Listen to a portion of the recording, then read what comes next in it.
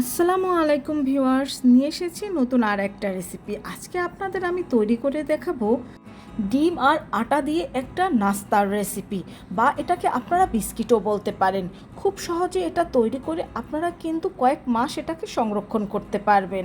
তো এখানে প্রথমে আমি স্বাভাবিক তাপমাত্রার একটি ডিম নিয়ে নিচ্ছি, আর এই ডিমের মধ্যে এখন আমি দিয়ে দেব হাফ কাপ পরিমাণ চিনি। এখন এই ডিমের সাথে চিনিটা আমি ভালোভাবে ফাটিয়ে নেব। এমনভাবে ফাটিয়ে নিতে হবে যেন চিনিটা এই ডিমের সাথে ভালোভাবে গলে যায়। আমি একটা হ্যান্ড উইক্সের সাহায্যে কাজটা করে নিচ্ছি, আপনারা চাইলে কাঁটা চামচ দিয়েও করে নিতে পারেন।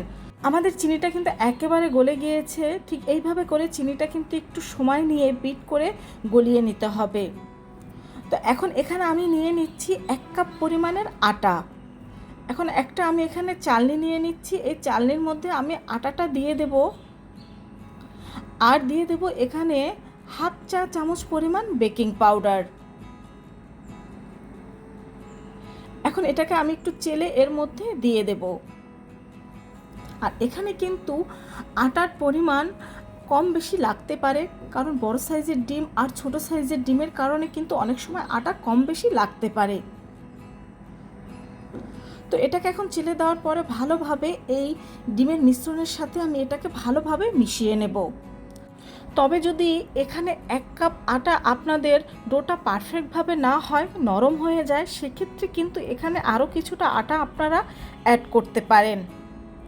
তো এটাকে আমি ডিমের সাথে ভালোভাবে মিশিয়ে নিচ্ছি।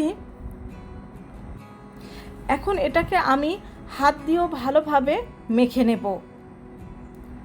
হাত দিয়ে ভালোভাবে মেখে আপনাদের দেখিয়ে দিচ্ছি যে আমাদের ডোটা ঠিক কীরকম হবে। এখন এর মধ্যে আমি দিয়ে দেব 1 টেবিল চামচ পরিমাণ তেল।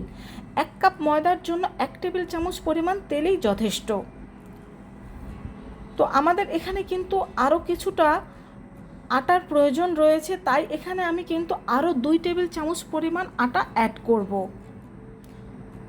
তো আমি এখানে 2 টেবিল চামচ পরিমাণ আরও আটা নিয়ে নিয়েছি। এখন এটাকেও এই ডোর সাথে আমি ভালোভাবে মিশিয়ে নেব।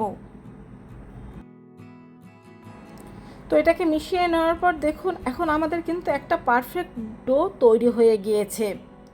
এখন এখানে আমি একটা রুটি বানানোর পিঁড়ি নিয়ে নিয়েছি, আর এখানে সামান্য একটু তেল মেখে নিচ্ছি যাতে এখানে ডোটা লেগে না পড়ে। এখন এখানে আমি ডোটা নিয়ে নিয়েছি।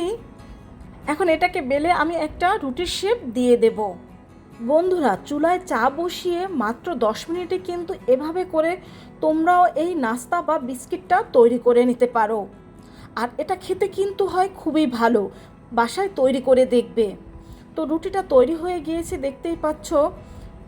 আর এটা কিন্তু একটা মোটা টাইপের রুটি হবে, দেখো দেখিয়ে দিচ্ছি আমি। এখন একটা ছুরির সাহায্যে এটাকে আমরা কেটে নেব। এই বিস্কিটটাকে কিন্তু আপনারা আপনাদের ইচ্ছে মতো শেপ দিয়ে কেটে নিতে পারেন, তবে এটাকে আমি এভাবে করে কেটে নিচ্ছি। বন্ধুরা, এভাবে করে পারফেক্ট বিস্কিট বা নাস্তা বানানোর জন্য কিন্তু অবশ্যই সম্পূর্ণ ভিডিওটার সাথে থাকবে। তো আমাদের বিস্কিটগুলো কাটা হয়ে গিয়েছে। এখন আরেকটা প্লেটে আমি সামান্য আটা ছিটিয়ে এর উপরে এগুলো তুলে নেব। আর তুলে তোমাদের দেখিয়ে দিচ্ছি যে আমাদের এই বিস্কিটগুলো কতটা পারফেক্টভাবে আমরা তৈরি করে নিয়েছি। তো দেখতেই পাচ্ছ বিস্কিটগুলো কত পারফেক্টভাবে তৈরি হয়ে গিয়েছে। এখন এগুলোকে কিন্তু আমরা ভেজে নেব। যেহেতু বেক করার ঝামেলা নেই, তাই খুব সহজে এটা তৈরি করা যায়। তো প্যানে আমি তেল গরম দিয়ে দিয়েছি, আর তেলটা কিন্তু কুসুম গরম হলেই এই বিস্কিটগুলো তেলের মধ্যে দিয়ে দিতে হবে। তো সম্পূর্ণ বিস্কিটগুলো আমি তেলের মধ্যে দিয়ে দিয়েছি। আর এ সময় কিন্তু চুলার হিট মিডিয়াম টু লো হিটে রাখতে হবে।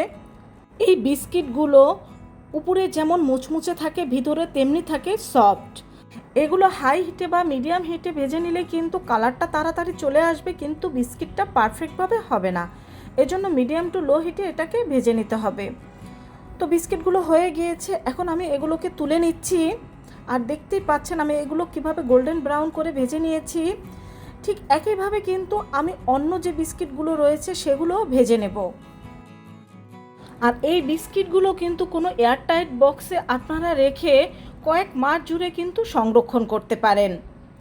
বন্ধুরা, দেখে নিল তো কত সহজভাবে এই বিস্কিটগুলো তৈরি করা যায়, আর কত কম সময়ে তৈরি করা যায়। তো সব বিস্কিটগুলো আমি ভেজে নিয়েছি, দেখতে পাচ্ছেন কত পারফেক্টভাবে বিস্কিটগুলো তৈরি হয়ে গিয়েছে। তো তোমাদের একটা বিস্কিট আমি ভেঙে দেখাচ্ছি। রেসিপিটি ভালো লাগলে চ্যানেলটা সাবস্ক্রাইব করে আমার পাশে থাকবে, তোমার বন্ধুদের সাথে শেয়ার করবে। সবাই ভালো থেকো, আল্লাহ হাফেজ।